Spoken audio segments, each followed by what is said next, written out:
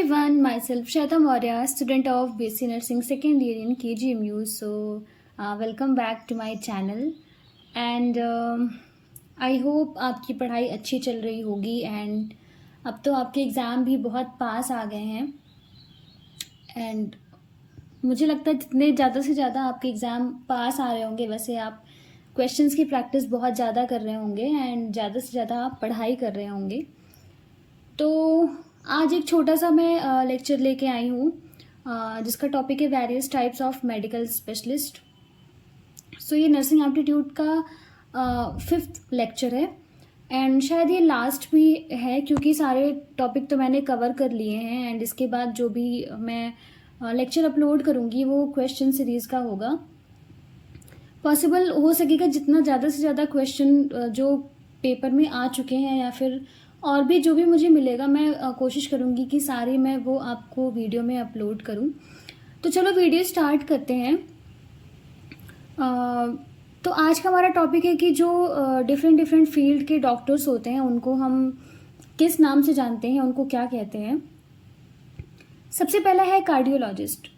तो कार्डियोलॉजिस्ट से ही समझ में आ रहा है कि कार्डियोवैस्कुलर सिस्टम यानी कि जो आपका हार्ट होता है एंड हार्ट की मसल्स होती हैं, हार्ट से रिलेटेड जितनी भी आर्टरीज़ होती हैं, कोरोनरी आर्टरीज़ होती हैं, उनमें कोई भी प्रॉब्लम होती है तो उस चीज़ को जो ट्रीट करते हैं उनको हम कार्डियोलॉजिस्ट कहते हैं।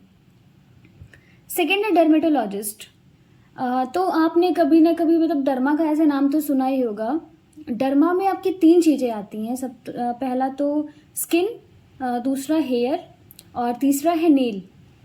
तो आपके स्किन में, हेयर में या फिर आपके जो नेल्स होते हैं इनमें कोई भी इन्फेक्शन या फिर कोई भी डिजीज़ कंडीशन होती है तो उसको डर्मेटोलॉजिस्ट ट्रीट करते हैं। थर्ड है एंडोक्राइनोलॉजिस्ट। आपने 11th-12th में पढ़ा भी होगा कि एंडोक्राइन सिस्टम होता है जिसमें आपके बॉडी के जो पूरे हार्मोन होते हैं उससे रिलेटेड हम स्टडी करते हैं। तो एंडोक्राइनोलॉजिस्ट में भी क्या होता है कि जो आपके पूरे बॉडी के हार्मोन है, चाहे वो कोई भी हो, चाहे इंसुलिन हो, थायराइड हो एंड रिप्रोडक्टिव जो भी सिस्टम होता है उसके भी जितने भी हार्मोन हैं उससे रिलेटेड कोई भी प्रॉब्लम होती है तो एंडोक्राइनोलॉजिस्ट उसको ट्रीट करते हैं। उसके बाद है गैस्ट्रोएंटेरोलॉजिस्ट। गैस्ट्रो से ही मतलब समझ में आ रहा है यानी कि जो डाइजेस्टिव सिस्टम से रिलेटेड जितनी भी प्रॉब्लम्स होती हैं। तो डाइजेस्टिव सिस्टम आपका स्टार्ट होता है माउथ से एंड ख़त्म होता है एनएस पे। तो इनके बीच में जितना भी आपका जो पूरा ट्रैक है उसको डाइजेस्टिव सिस्टम कहते हैं, चाहे वो ईसोफेगस हो गया, लीवर का, गॉल ब्लैडर का, स्टमक का, कोई भी डिजीज़ कंडीशन होती है तो उसको गैस्ट्रोलॉजिस्ट ट्रीट करते हैं। नेक्स्ट है हिमेटोलॉजिस्ट। हिमेटो से मतलब होता है ब्लड से रिलेटेड। तो आपके जो ब्लड में भी जितनी भी कुछ डिजीज़ है, चाहे वो एनीमिया हो गया, ल्यूकीमिया हो गया, ब्लड कैंसर हो गया एंड जो क्लॉटिंग फैक्टर होते हैं ब्लड के उनमें भी अगर कोई प्रॉब्लम होती है तो उसको हिमेटोलॉजिस्ट देखते हैं। नेक्स्ट है नेफ्रोलॉजिस्ट। सो कुछ वर्ड्स ऐसे होते हैं ना कि उसको पढ़ के ही समझ में आता है। जैसे नेफ्रो से आप समझ रहे होंगे जो किडनी होती है उसकी जो यूनिट होती है उसको नेफ्रॉन कहते हैं।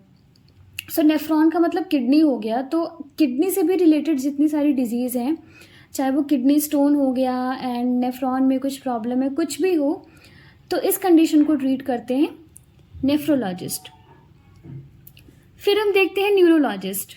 न्यूरोलॉजिस्ट का मतलब होता है कि जो आपका नर्वस सिस्टम होता है, नर्वस सिस्टम में भी आपकी 2 चीज़ें आती हैं, brain and spinal cord.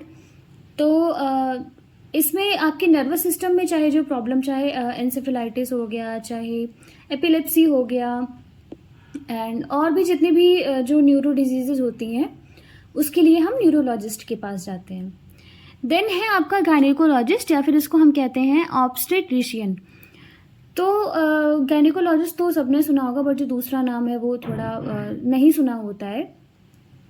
Gynaecologist में क्या होता है कि ये फीमेल का एक मतलब फीमेल पेशेंट का एक फील्ड है, फीमेल जो होती हैं इसमें, चाहे वो प्रेगनेंसी हो, चाइल्ड बर्थ हो एंड प्रीनेटल केयर हो गया, मतलब कि डिलीवरी से पहले का जो मदर की care and after delivery care and जितनी भी आपका रिप्रोडक्टिव फीमेल रिप्रोडक्टिव सिस्टम है उसमें जितनी भी डिजीज़ कंडीशंस हैं, चाहे वो यूट्रस कैंसर हो गया, चाहे सर्वाइकल कैंसर हो गया, इन सब के लिए हम कहाँ जाते हैं? गायनेकोलॉजिस्ट में।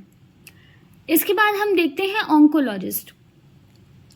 ऑन्कोलॉजिस्ट क्या होते हैं कि कैंसर में ऑन्कोजीन्स का बहुत बड़ा रोल होता है, तो उसी के नाम पे इनका नाम ऑन्कोलॉजिस्ट पड़ा है। सो कैंसर से रिलेटेड जितनी भी प्रॉब्लम, मतलब जब कहीं का भी कैंसर हो, चाहे वो लंग कैंसर हो, कोलन कैंसर हो, कहीं का भी कैंसर हो, तो उसके लिए हम ऑन्कोलॉजिस्ट के पास जाते हैं।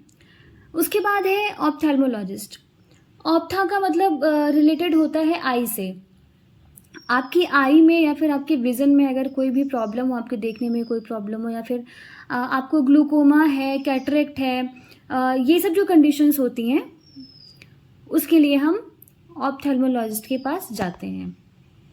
नेक्स्ट है आपका ऑर्थोपेडिक। तो ऑर्थो का मतलब जो होता है वो बोन से रिलेटेड होता है। एक तरह से जो आपका मस्कुलर स्केलेटल सिस्टम होता है उसमें कोई भी प्रॉब्लम होती है तो वो ऑर्थोपेडिक के पास हम जाते हैं। इसमें आपका जो बोन्स हो गई, लीगामेंट हो गया, मसल्स हो गई, इनमें अगर कोई भी मतलब टीयर हो गया या फिर कुछ भी हो गया तो हम ऑर्थोपेडिक के पास जाते हैं। नेक्स्ट है पीडिया। तो पीडिया जो होते हैं यानी कि पीडियाट्रिशियन जो होते हैं वो चाइल्ड जो होते हैं उनसे रिलेटेड होते हैं। मतलब अगर कोई बच्चा है और उसको कोई प्रॉब्लम है तो हम पीडिया डॉक्टर के पास जाते हैं। मतलब जो बेबी होता है, न्यूबॉर्न बेबी हो गया, उसके बाद जो एडल्ट तक होते हैं जो बच्चे, उनको कोई भी प्रॉब्लम हो गया, वैक्सीनेशन वगैरह हो गया एंड कुछ भी, तो हम पीडिया डॉक्टर के पास जाते हैं। उसके बाद है साइकेट्रिस्ट। तो साइकेट्रिस्ट तो बहुत ही कॉमन है, ये सब ने ज़रूर सुना ही सुना होगा क्योंकि डेली लाइफ में भी यूज़ होते रहते हैं ये सब वर्ड। तो जो साइकेट्रिस्ट होते हैं वो एक तरह से आपके मेंटल हेल्थ को डील करते हैं। जैसे कि आपको एंजाइटी हो गया, डिप्रेशन है, या फिर और भी कोई जो कंडीशन है, बाइपोलर कंडीशन जैसे होती है, तो इन सब के लिए हम साइकेट्रिस्ट के पास जाते हैं। नेक्स्ट है पल्मोनोलॉजिस्ट। जो पल्मोनोलॉजिस्ट होते हैं वो आपका जो रेस्पिरेटरी सिस्टम होता है उससे रिलेटेड होता है। रेस्पिरेटरी सिस्टम में जैसे आपका लंग्स हो गया, एल्वियोलाई हो गया, ब्रोंकाई हो गया, तो आपके रेस्पिरेटरी सिस्टम में अगर कोई भी प्रॉब्लम है तो उसको कौन डील करता है? पल्मोनोलॉजिस्ट। नेक्स्ट बात करते हैं रेडियोलॉजिस्ट की। तो रेडियोलॉजिस्ट क्या होते हैं? जितने भी आपके ये इमेजिंग टेक्निक्स होती हैं, जितने भी आपके ये टेस्ट होते हैं जिसमें इमेज का फॉर्मेशन होता है, उसके थ्रू हम रिपोर्ट्स देखते हैं, जैसे कि एक्सरे हो गया एंड एमआरआई हो गया, सीटी स्कैन हो गया, तो इन सब चीज़ों को कौन डील करता है? रेडियोलॉजिस्ट। जिसमें आपकी जो एक्सरे वगैरह देख के डिजीज़ कंडीशन का पता लगाया जाता है, तो इन सब चीज़ों को कौन डील करता है? रेडियोलॉजिस्ट। नेक्स्ट हम देख लेते हैं कि रिमेटोलॉजिस्ट।